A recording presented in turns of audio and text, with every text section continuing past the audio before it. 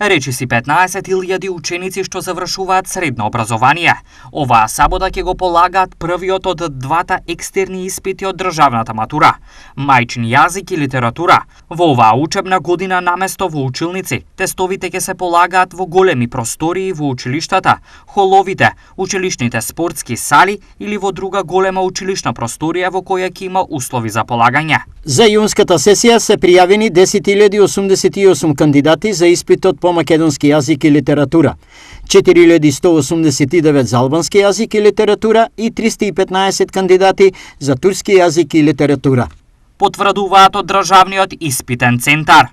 Вториот екстерен испит ќе се полага на 8 јуни. Пријавени се 1356 кандидати за математика, 13.198 за англиски јазик, 37 за француски, 114 за германски, 84 за естетика и по еден кандидат за руски јазик и за филозофија. Стои во објавата на државниот испитен центар. Според видот на образование, 6.341 матурант се од гимназиите, 8.230 се од стручно и 263 од уметничко образование.